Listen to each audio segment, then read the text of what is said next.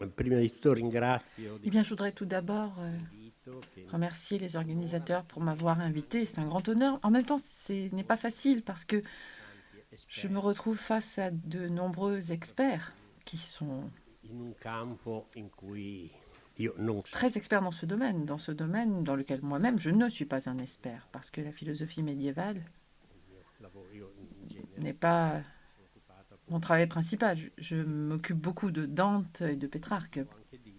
Je dois dire d'ailleurs à ce sujet que, en écoutant le professeur Brenet, j'ai compris pourquoi j'avais autant de difficultés, puisqu'il semblerait qu'il y ait plus d'avéroïsme que d'avéroïstes. Donc ce n'est pas simple, c'est assez compliqué pour le commun des mortels. J'aimerais tout d'abord faire un certain nombre d'autres introductions, mais bon, pour ne pas exagérer avec la récusatio, enfin, ça a été très intéressant de parler de l'aspect politique de Dante et des passages fameux bien connus de la monarchie. Mais je me contenterai de dire, enfin, d'ajouter quelque chose. Je crois qu'il est difficile de comprendre le comportement de Dante si on ne revient pas toujours au thème principal de l'Empire romain et au thème principal de la citoyenneté universelle, parce que c'est un thème qui évidemment est omniprésent, non sans générer un certain nombre de contradictions. Par exemple, une idée romaine de citoyenneté universelle, ce qui est un petit peu quelque part l'utopie de Dante, nécessite obligatoirement, comment puis-je dire, en fait, il est difficile de parler d'une religion unique dans un cadre de ce type. Donc ce n'est pas un hasard si Dante choisit de sauver de nombreux païens de manière différente. Dans Limbe, ensuite Caton, puis Trajan. Déjà, là, on a une distinction qui s'impose. Un problème par rapport à un univers chrétien. D'ailleurs, ces deux champs ne génèrent pas de contradictions importantes. Quoi qu'il en soit, je vais, pour ma part, vous parler de Dante. Et j'aimerais en particulier vous entretenir de certains vers du 33e chant du Purgatoire qui ont été souvent utilisés comme une preuve indirecte de son avéroïsme. Un avéroïsme qui ne saute pas aux yeux, qui est peut-être masqué d'une certaine manière. Et donc, ces chants ont été débattus sous ce point de vue. Par exemple, il y a récemment un essai de Baranski qui se base justement sur l'analyse de ces mots. Et comme c'est un sujet récurrent, je pensais que cela valait la peine d'y passer un petit moment pour en comprendre bien la portée. Alors, rapidement, je vais raccourcir les citations qui sont parfois très longues, ne serait-ce que parce que le public qui est ici aujourd'hui les connaît très bien. Ce sont presque toujours, enfin pas toujours, mais presque toujours les mêmes.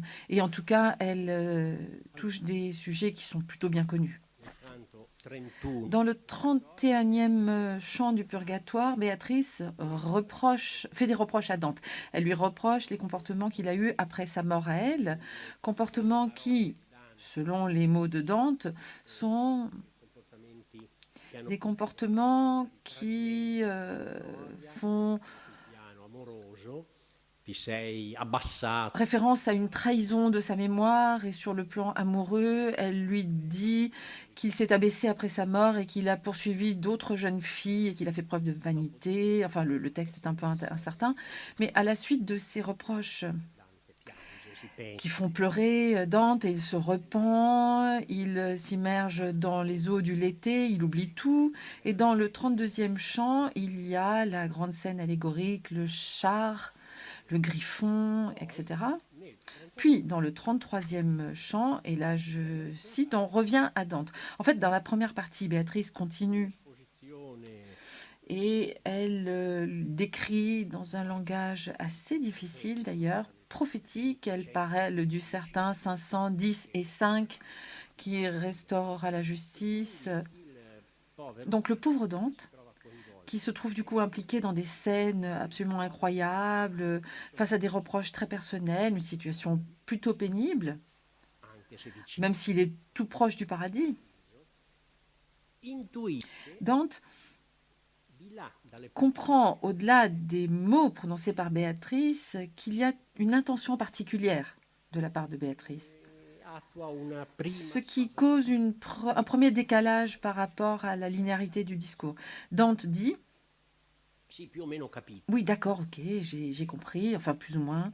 Bon, j'ai quelques difficultés, mais par contre, pourquoi me parles-tu sur un tel ton, avec des mots aussi difficiles ?» Donc en fait, il déplace un petit peu le discours, et Béatrice qui lui avait reproché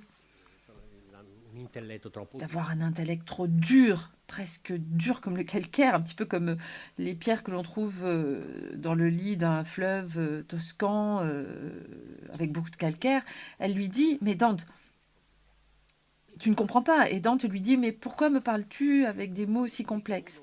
Et Béatrice répond, et je cite, « Perché conosci quella scuola che hai seguitata e veggi sua dottrina come può seguitare la mia parola. E veggi vostra via ». Donc là, on passe en fait du « tu » à la référence à l'humanité en général, aux hommes. Et je cite encore, veggi vostra via dalla divina di star cotanto quando si discorda dalla terra al ciel che più alto festina. Vostra via. En fait, le terme vostra via, votre voix, est divergent par rapport à la voix divine, dont elle s'éloigne comme le ciel qui est plus en haut se déplace plus rapidement. D'ailleurs, on peut trouver une interprétation de ces vers dans ce très beau site d'Allemand, ce projet de commentaires dantesques. On peut retrouver pratiquement tous les commentaires concernant Dante. Et ils disent plus ou moins tous des choses fondées. D'ailleurs, ils convergent tous sur le fait que Béatrice, qui représente la théologie, le savoir mondain qui n'est pas suffisant, et il y a Pietro Alighieri, par exemple, qui est excellent, et d'autres auteurs modernes qui font des commentaires, et certains de ces commentaires sont plus étendus. Mais, excusez-moi, à partir d'un commentaire du XVIIIe siècle de Scartazzini, on peut faire une interprétation très précise. Je vais citer justement Scartazzini. Dante chiede perché parlate così che non posso intendervi? Pourquoi vous parlez comme ça et que je ne puisse pas vous entendre? Et Béatrice lui répond, afin qu'il connaisse l'école qu'elle a suivie et qu'elle sache la doctrine de cette école, qu'elle n'est pas capable de suivre sa parole et qu'elle connaisse la voix aussi lointaine de la divine tout autant que le premier mobile est distant de la terre. Mais qu'est-ce que c'est que cette fausse école? Lui, il dit très clairement que c'est une doctrine qui est opposée à celle de l'Église, de la théologie, d'un savoir divin. Si la doctrine de Béatrice n'est pas différente de la doctrine de la révélation, si la doctrine de l'école suivie par Dante est opposée à la doctrine de Béatrice, il en résulte que la doctrine de l'école est opposée à la révélation. Et quelle autre doctrine médiévale est opposée à la doctrine révélée, si ce n'est la doctrine philosophique d'Averroès et de ses disciples? Donc là, on a une voie d'interprétation qui insiste particulièrement sur ce motif. Porren nous parle d'un intellect dégénérant dans un rationalisme hétérodoxe. D'autres parlent d'un grave égarement d'ordre philosophico-religieux. D'autres annulent le tout, comme Barbich par exemple, et disent « Mais non, c'est une répétition des premiers reproches. En fait, il s'agit juste de la vie de Dante, d'un moment de faiblesse. » Et ils ne lui accordent pas beaucoup de signification. Gilson, pour sa part, dit « Non, mais il ne parle pas d'avéroïsme, mais que on ne comprend pas ce que Béatrice veut dire si on ne pense pas au fait qu'elle lui reproche des attitudes qui, sur le plan intellectuel, pour elle, ne sont pas correctes. » Madame Chiavacci Leonardi, dans un commentaire plus récent, reprend justement le thème de l'avéroïsme. Cette tendance des milieux intellectuels florentins, avéroïstes, par exemple Cavalcanti en premier lieu, et ce qui fait partie de l'égarement de Dante. D'autres ont fait des commentaires également. Plus récemment, Gennaro Sass, selon lequel c'est une interprétation raisonnable, si ce n'est que nous n'avons aucun élément pour l'étayer, et donc ça ne doit pas être la bonne explication. Dans une lecture, il se déclare convaincu que Dante n'a jamais transgressé par rapport à l'orthodoxie. Baranski, dans un dernier essai, justement concernant l'orthodoxie de Dante, commence par analyser les termes école et doctrine et exclut ou n'exclut pas. En fait, en réalité, c'est vraiment le point dont on peut débattre dans son discours, parce que, en substance, il dit qu'on ne sait pas de quoi il parle. Donc, il nie l'hypothèse même de l'égarement. J'utilise le terme l'égarement parce qu'elle est très souvent utilisée par Dante. Au sujet de Dante, il nie donc que ce soit ça l'explication, mais qu'est-ce que c'est que cette école alors? Et il y a un doute et lui, il éprouve de la sympathie pour tous ceux qui interprètent sa phrase en se tournant plutôt vers toute l'humanité et en disant que c'est le péché qui vient de la chute d'Adam. Et donc, il essaye quelque part d'enlever un petit peu du poison, de la toxicité de tout cet argument.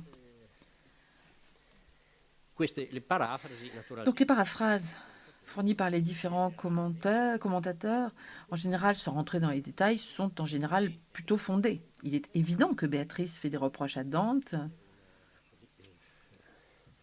du fait d'une distance entre le savoir humain et le savoir qu'elle représente. Mais de toute évidence, elle a voulu souligner une faiblesse personnelle de Dante en montrant qu'il n'était pas à la hauteur de ce langage particulier, afin qu'il soit conscient de la distance qui sépare le savoir terrestre et les vérités d'ordre supérieur. Et finalement, Dante doit regarder dans ce sens. Et il ne faut pas oublier que Dante sera bientôt au paradis dans 60 ou 80 vers. Nous sommes donc au seuil du paradis. Et d'une certaine manière, et nous reviendrons là-dessus, le discours de Béatrice, plutôt que de faire des reproches à Dante, ou de lui reprocher quelque chose, a plutôt pour fonction de souligner un moment de discontinuité. C'est précisément ça le sens, la discontinuité que Béatrice veut souligner. D'ailleurs, c'est une discontinuité de type linguistique. Au moment d'entrer dans le paradis, le raisonnement, les mots, les concepts, les images seront celles d'une autre. Ce ne seront pas celles à laquelle tu es habitué, dit-elle, ni la description des damnés de l'enfer, ni l'humanité qui émerge des différentes rencontres dans les purgatoires. Ce sera autre chose. Donc en fait, il s'agit d'une sorte de mise en garde introductive, qui continue d'ailleurs dans le paradis. Nous avons, dès l'entrée au paradis, Dante qui, donc quand il pénètre dans le paradis, après 60 ou 80 vers, commence à monter. Et il y a une répétition d'une situation qui s'est déjà produite, et Dante se demande, mais comment puis-je monter à travers tous ces corps légers? Et de nouveau, Béatrice a envers lui une attitude condescendante, et elle lui dit, bon, je vais t'expliquer, etc. Mais d'abord, elle sourit à nouveau, et elle a un soupir de pitié, finalement, de sympathie pour Dante, et elle lui dit, mais tu stesso ti fai grosso col falso immaginarsi che non vedi ciò che vedresti se l'avessi scorso. En d'autres termes, tu n'es pas sur Terre comme tu crois être. Donc, encore une fois, là, on trouve une certaine importance philosophique par rapport à l'hypothèse de continuatio de l'intellect. C'est un saut. Et ce bond est répété dans tout le paradis, dans lequel l'attitude de Dante est toujours celle d'un homme qui ne comprend pas, qui ne sait pas, qui a besoin d'un guide, et qui, à sa grande surprise, découvre des choses auxquelles il ne serait jamais parvenu seul. D'ailleurs, parmi ces différentes choses, il y en a une dernière, relativement récente, qui ajoute quelque chose. Et moi je m'en suis servi pour redémarrer, même si elle est très brève. C'est un commentaire sur le purgatoire de Giorgio Inglese. Alors, je pense qu'il a été, enfin, ce n'est pas une observation, mais je crois qu'il a été encouragé, poussé dans ce sens par le livre de Falzone, et il ajoute, tout d'abord, un point qui doit être éclairci. L'inglese, en fait, renvoie au Convivio de 12, dans lequel Dante dit qu'il s'est immergé dans les études, l'école des religieuses et les disputations des philosophants. On parle d'école et il est donc normal de rapprocher ces deux moments différents. Mais au final, ça ne représente pas grand-chose. On a beau chercher, ce n'est pas un point qui puisse justifier un reproche de type doctrinal.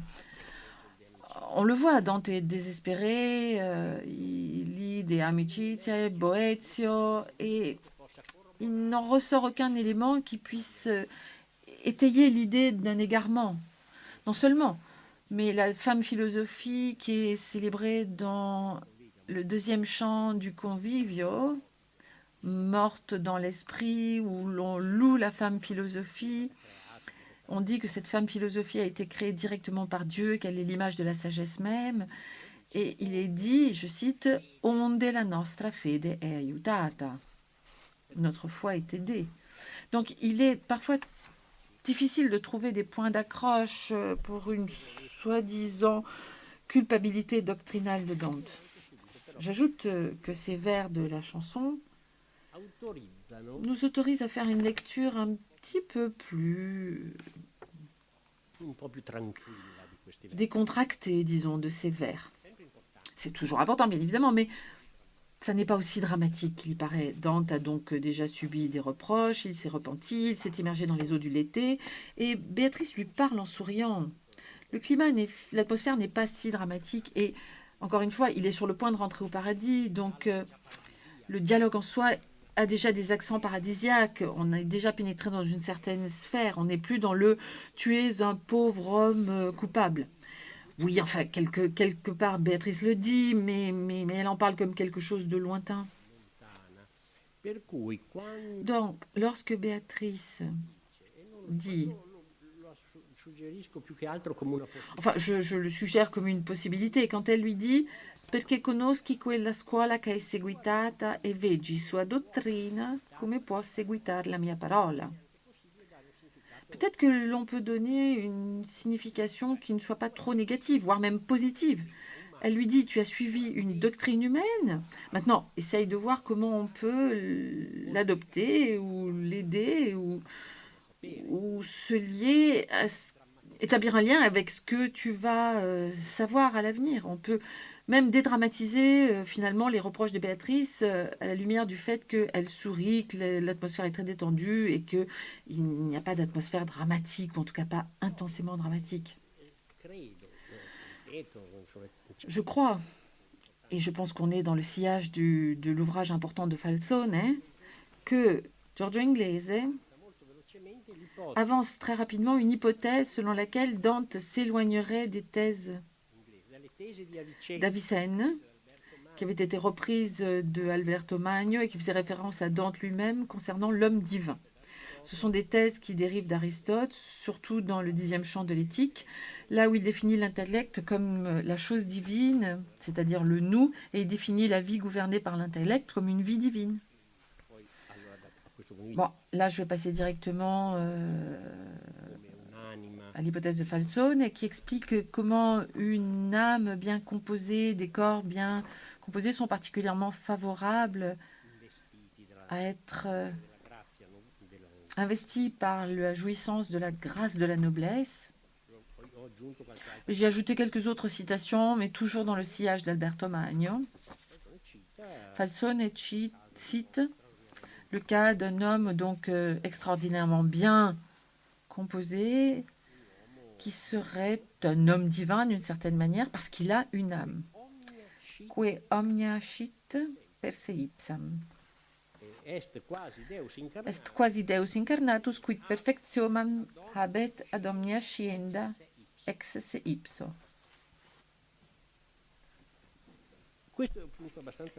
Nous avons là un point de vue assez délicat. Et Dante qui se représente toujours en situation d'infériorité par rapport à Béatrice.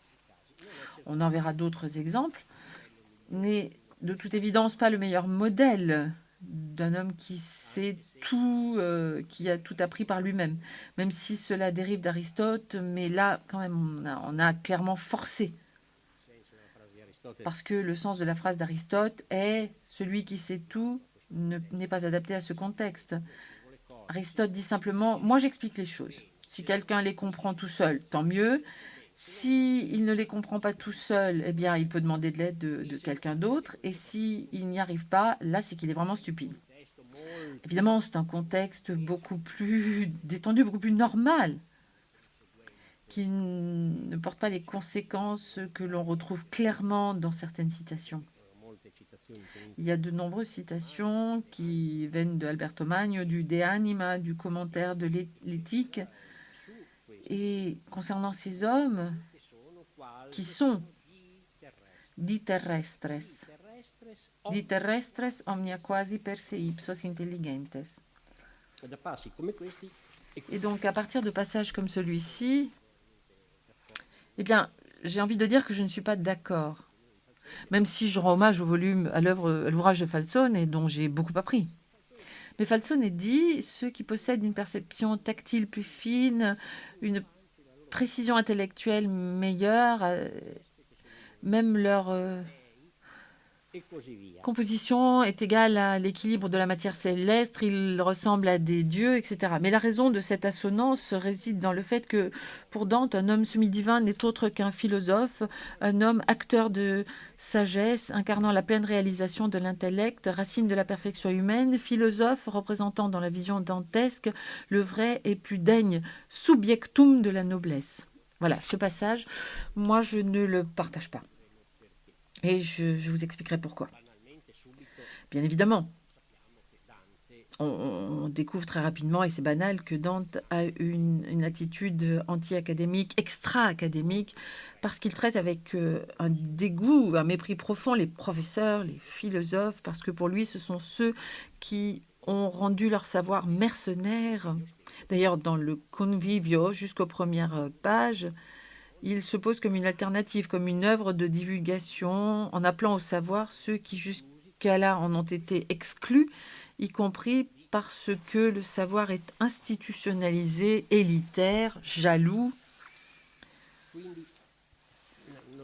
Donc, je n'entends pas dire que le philosophe chez Dante est un personnage qui est mis en relief, au contraire. Bien sûr, il sera mis en relief dans le limbo, il y aura beaucoup d'autres choses. Mais dans le Convivio, ça n'est pas le cas. Et on peut observer que la figure de la créature divine ou semi-divine se présente sous un angle hyperbolique tout de suite chez Dante dans la Vita Nuova. Ensuite, il cite continuellement ce point 4 ou 5 fois. Pour Dante, Béatrice est une créature de ce type. Egli amore mi comandava molte volte che io cercasse per vedere sta angiola giovanissima, un dio della mia puerizia, molte volte l'andai cercando, e vedere di sì nobili laudabili portamenti che certo di lei si poteva dire quella parola del poeta Omero. Ella non parea figliola d'un uomo mortale, ma di Dio. Attribué à Hector, évidemment. Le fait de ne pas être fils d'un mortel. Dans le Convivio, cette phrase revient souvent, il la cite plusieurs fois. Après, maintenant, si on prend tout à la lettre, il semblerait que la citation dérive directement du De Intellectui d'Alberto Magno. Ces mots correspondent beaucoup plus à Alberto Magno qu'à la citation explicite d'Aristote. Pourtant, c'est celle d'Aristote qui reviendra encore et encore. Et de toute façon, à la hauteur de la Vita Nuova, on a un Dante jeune, mais qui déjà manie avec une certaine désinvolture sa culture philosophique. D'ailleurs, c'est intéressant que ce concept soit repris dans les Dolci Rime, les douces rimes, la chanson de la noblesse qui est commentée dans le 4e chant du Convivio et qui dit que ceux qui sont les nobles sont des quasi-dieux qui chantent la grâce, et il change un petit peu le sens. en parfaite cohérence d'ailleurs avec l'intégralité de la chanson, qui a une orientation doctrinale évidente dans l'articulation syllogistique et dans le fait qu'elle fait montre d'une culture philosophique qui devient évidente lorsqu'il cite Aristote. Questo è secondo che l'etica dice un abito eligente, il qual dimora in mezzo solamente, et così via.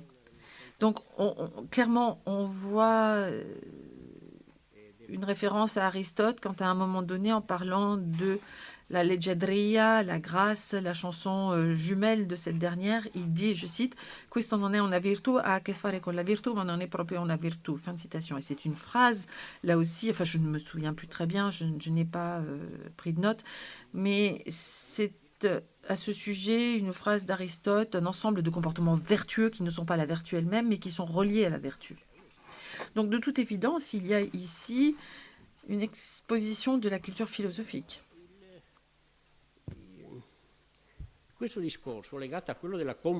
Mais ce discours est lié à celui de la complétude. Et Dante déplace toujours l'accent de la chose à la cause. Dans le convivio divin, on le voit, il est la graine donnée par Dieu, le don divin, l'affection, l'amour, la pensée, le cadeau de Dieu, quelque chose qui est contraire à l'omnia sciret se ipso, le fait de tout faire seul. C'est exactement le contraire. Dante met toujours l'accent sur cet aspect. Les philosophes n'ont rien à voir et ils soulignent le fait que tout est par don divin. Ils ne pointent pas du doigt la puissance intellectuelle autonome du receveur, mais au contraire, sa dépendance et la générosité et le libre arbitre, parce qu'il ne fait pas de distinction entre les personnes. C'est l'arbitre divin. Et le convivio le confirme plusieurs fois.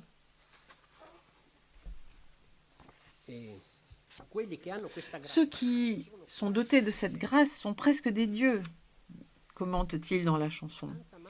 Enfin, en commentant la chanson, sans une tache de vice. Et seul Dieu peut le donner. A cui non è scienza di persone, come le divine scritture manifestano, hein, comme le manifestent les écritures divines. Et les hommes divins qui sont présents de facto dans le convivio sont des héros antiques, des païens. Ce ne sont pas du tout des philosophes. Au contraire, ce sont les citoyens divins de Rome, Brutus, César, Fabrizio Magno, Muzzocero, Torquato, i Deci, Ruggeri, Cincinnato, Catone, etc. Et à nouveau, Rome a pu jouir de ce privilège. Elle a eu la chance d'avoir ces citoyens divins, et il le répète 2 ou 3 fois. Et je cite, ciò non poteva né doveva essere per non il speziale fine da Dio inteso in tanta celestiale infusione. Donc là, il est clair que c'est Dieu qui transmet cette vertu. Et bien évidemment, on sait tous que Rome ne s'est pas faite seule et en un jour. Pourquoi? Elle a tout su, ecce ipsan, parce qu'il est évident, écrit Dante, que ces excellents instruments avec lesquels la divine providence a travaillé dans son empire, dove più volte parve esser braccia di Dio esser presente. Donc il insiste énormément sur cet élément. Il n'apparaît pas que Dante ne suit pas le modèle albertien, pour simplifier, d'un parcours qui permet de dévoiler la nature intrinsèque de l'intellect humain. Il ne suit pas cette voie. Et ces êtres divins ressemblent de plus en plus aux magnanimes du limbo, à la limite, si on voulait faire une comparaison.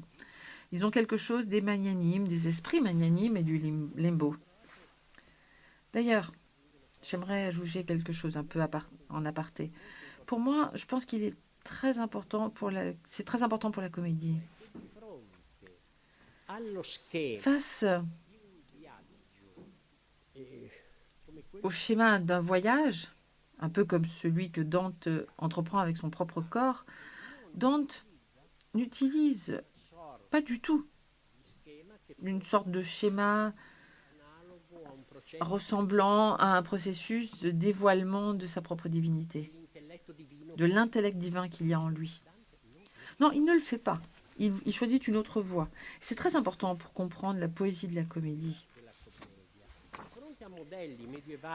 Confronté à des modèles médiévaux, de philosophes médiévaux ou même des poètes comme Alan Odili ou des poèmes philosophiques, Dante ne façonne pas son voyage comme si c'était un voyage de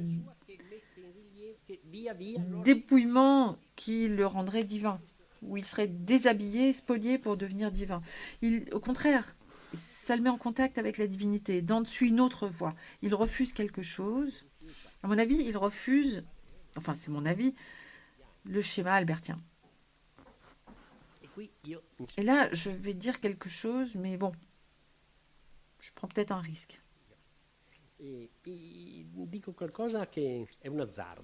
vais m'hasarder à dire quelque chose. Et là, je pose la question aux experts et à ceux qui ont l'intention de lire le 10e chant du paradis. Quand Thomas présente tous les sachants, tous les sages, et il termine par la lumière éterne de Sigeri, c'est une parenthèse, hein, mais bon, c'est une idée qui m'est venue. Il présente Alberto Magno, mais avec des termes très factuels. Alors que pour tous les autres, il y a un mot de haine, pas pour Alberto. Bon, il dit qu'il a été un frère à moine de son ordre, qu'il a été son maître, et donc il fait un éloge, il dit qu'il est de Cologne. Bon, après, on n'a pas un mérite particulier à être originaire de Cologne, je ne sais pas, peut-être, mais le simple élément d'information prend le pas sur l'éloge. Parce que le fait de dire il a été moine, il a été mon maître, il est de Cologne, quelque part c'est une fiche descriptive, ce n'est pas un éloge à proprement parler. Je ne sais pas. Peut-être là je vais laisser faire les philosophes, mais de toute évidence Dante est redevenu, ou peut-être qu'il l'a toujours été, un disciple, enfin quelqu'un qui suit les pas de Thomas, essentiellement. Et je crois qu'il en parle même dans cet éloge. Je crois qu'il y a un petit détail, une petite nuance, parce que pour tous les autres, il y a quand même au moins un mot ou deux d'éloge, ouvertement, Singer et même beaucoup. Mais pour tous les autres, il y a quand même des qualités positives qui sont mises en relief. Bon, pour Alberto Magno, il dit il a été mon maître, il a été frère comme moi, il était de Cologne, alors il y a un petit quelque chose. Peut-être que c'est moi qui ai une impression, mais connaissant Dante, sachant qu'il est précis, voire diabolique, sur certains points. Donc en substance, oui, il y a des êtres semi-divins, des demi-dieux, c'est un peu une sorte d'hyperbole, mais l'image de l'être divin chez Dante ne s'intègre pas automatiquement dans le schéma spéculatif philosophe, mais lorsque l'on s'inscrit dans une dimension éthique, alors il y a des grands exemples qui proviennent du monde classique, et ce sont des exemples qui sont proposés évidemment comme pouvant être imités. Des hommes exceptionnels et, de toute façon, dignes d'être imités. Bon, a priori, je crois que j'ai utilisé déjà une grande partie de mon temps. Et je voudrais... Enfin, je sais pas, je vais voir si je peux simplifier beaucoup. Alors, de quoi est-ce que je vais parler? Alors, oui, une observation. Dante opère une sorte de glissement, puisqu'il dit à Béatrice, « Pourquoi me parles-tu dans ce langage ?» Et une fois que Béatrice lui a fait des reproches, et les commentateurs ne l'ont pas observé, elle dit « Perché conosci, eccetera, la vostra via non è quella divina ». Et comment est-ce que Dante lui répond? Il lui dit « Mais je n'ai pas le souvenir de t'avoir trahi ». Alors, évidemment, l'explication que tous donnent est de faire correspondre totalement Béatrice à la théologie. Donc, pour les commentateurs, Béatrice est la théologie. Et là, il opère un deuxième glissement. Parce que, évidemment, tout le monde est surpris. Nous sommes tous un peu surpris. Qu'a-t-elle à voir, Béatrice, dans ce moment? parce que elle doit dire votre voix, etc. Et lui répond, mais je n'ai jamais failli. Et c'est là que c'est beau. Enfin, Dante est beau dans son travail parce qu'il sait articuler toutes ces phases du dialogue. Et ce qu'il y a de mieux ici, c'est Béatrice qui, avec un sourire, montre en fait que Dante n'a pas la conscience tranquille. Et elle dit, oui, mais il y a un signe qui montre qu'il s'est passé quelque chose. Mais Dante fait en sorte que cet égarement entre école et doctrine soit uni, ne soit plus qu'un avec sa trahison vis-à-vis de Béatrice. Béatrice qu'on ne peut pas calquer sur la figure de la théologie, et voilà, ça suffit. Elle garde quand même une dimension personnelle. Moi, je crois que ici, il faut faire un tour un peu plus large. Bon, on va le faire rapidement. Justement, dans le 3e et 4e chant du Convivio, là où il parle du bonheur. Et la question de savoir si le savoir apporte ou n'apporte pas le bonheur. Et d'ailleurs, Falzone a écrit un livre à ce sujet. Il y a tout dans ce livre. Et surtout, Falzone analyse très très bien ce que dit Dante dans le 3e chant, cette fameuse phrase qui a fait scandale. Siccome noi certe cose non le possiamo saperle, Dio, la divinità, l'elenca, l'eternità, noi non vogliamo saperle. Certaines choses que nous ne pouvons pas savoir, nous ne voulons pas les savoir. Et c'est une phrase qui a fait scandale. Elle a été discutée. Et Gilson la prend comme une réflexion à laquelle ne pas accorder d'importance. Mais bon, il ne savait pas comment sortir des problèmes dans lesquels il s'était empêtré. Ce n'est qu'une réflexion, laissons tomber. Non, moi je pense au contraire que Falzone a le mérite d'avoir démontré une école, une série de penseurs parisiens, de maîtres, qui avaient élaboré une théorie, ont beaucoup discuté et même refusé à la fin, mais ils avaient quand même au départ nourri cette position. Il y a certes un élément de confusion, à mon avis, même chez Dante. Parce qu'il y a un point que on ne comprend pas. Lorsqu'il dit « Bisogna stare contenti al quid, non al quid », et il ajoute, comme dit le poète Simone, cité par Aristote, il faut se référer aux vérités supérieures uniquement lorsque c'est possible, seulement quand c'est possible. Une phrase curieuse, parce que signifie-t-elle réellement? Quanto è possibile? Pour ce qui est possible. Cela signifie qu'il faut choisir de ne pas affronter certains discours ou au contraire de forcer et de comprendre qu'est-ce qu'on va pouvoir atteindre. Et donc on s'engage de toute façon à l'extrême pour voir quelles sont les possibilités, limites de notre intellect. Donc c'est une phrase très ambiguë. Et Dante l'interprète dans le sens négatif. Ne faisons rien de ce genre, contentons-nous de ce que nous avons et ne faisons pas de recherche. Sauf que c'est un discours que normalement Dante ne tolère pas. Et la fin de ce discours est importante. Les choses qui dépassent notre intelligence, nous ne les pourrons jamais reconnaître, donc nous ne désirons pas les connaître. Et ça continue dans le 4e chant, et c'est un point qui me tient à cœur. Dans ce 4e chant, il soutient que le savoir humain atteignable nous apporte le bonheur, de toute façon. Donc, on arrive à la perfection. Il insiste beaucoup dans un passage dans lequel il n'utilise jamais le terme raison ou cause. Il rompt la chaîne des causes, de causalité. Parce que si le savoir consiste à reconstruire un discours qui remonte le long des causes, à un moment donné, on va être frustré parce que l'on ne réussira pas à aller plus loin.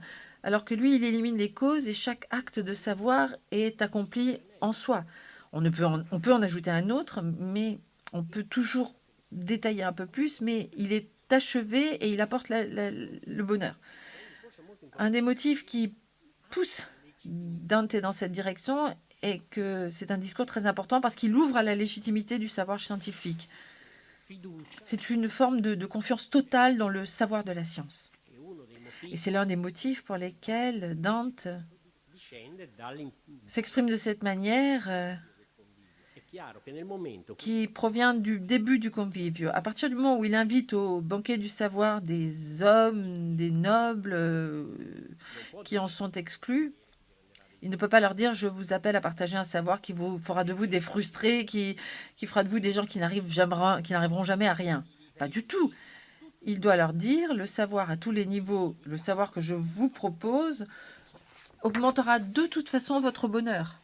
C'est obligatoire. Il ne peut pas ne pas tenir ce discours, tout en restant à l'intérieur de certaines limites. Je vais terminer. Alors, tout ce discours, assez hétérodoxe, je dis ça parce que c'est plus pratique, assez hétérodoxe, Falzone utilise la phrase dans un naturalisme radical. Donc, tout ce discours représente une position que Dante pense devoir critiquer. Dans la comédie, dès le départ, à partir du limbo, la position des pages du convivio est renversée en fait. Le désir de savoir devient quelque chose de très important. Dès le départ, dès le limbo. Au final, il change d'opinion. Et ce qui est d'ailleurs développé ensuite dans le limbo, puis dans le purgatoire, dans le 3e chant, dans le 7e, la soif de savoir qui n'est jamais étanchée, la sete di sapere che mai non sazia. Donc il y a un changement, une modification qui met le doigt sur quelque chose que Dante était et n'est plus. Et je pense que... Oui, j'ai terminé. Même si le discours est un peu plus complexe, je pense que le reproche de Béatrice inclut également cette phase. Je vais dire les choses de façon brutale.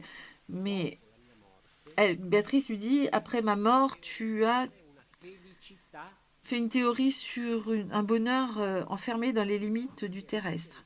Parce que lorsque Béatrice reproche à Dante, 2 chants plus tôt, d'avoir eu certains comportements, elle ne lui reproche pas tellement ses comportements érotiques, le fait qu'il ait couru derrière des jeunes filles. Oui, bien sûr, elle le lui dit, mais le vrai discours est le suivant. Une fois que j'étais morte, tu as été confrontée à la mort. Moi, j'étais le summum de la beauté et de la désirabilité sur cette terre, et ce summum de la beauté a fait défaut parce qu'il est mort. Et c'était là qu'il fallait que tu réfléchisses, que tu ne fasses rien par défaut, mais au contraire que tu affrontes le problème et que tu ailles de l'avant. Tu avais déjà vu ce que tu devais voir, tu avais eu tout le plaisir que tu pouvais avoir, et tu aurais dû avancer, et tu ne l'as pas fait. Donc c'est là, à mon avis, que se raccordent les 2 moments. Le moment de Béatrice, le fait de ne pas avoir tenu la promesse faite à la fin de la Vita Nuova, et une théorisation des limites du savoir terrestre. Quand Béatrice témoignait d'une présence incontournable, impossible à éliminer, d'un discours de type différent. Bien sûr, tout ça, cela a à voir avec le fameux détournement ou égarement, je ne sais pas. Dante clairement invente un voyage, un parcours qui a ces zones clair-obscur, comme des vivants pythagoriciens. Et il raconte cette histoire par le choix qu'il fait. Évidemment, il le dramatise dans le dernier chant du Purgatoire, auquel il apporte une valeur biographique également. Merci beaucoup pour votre attention.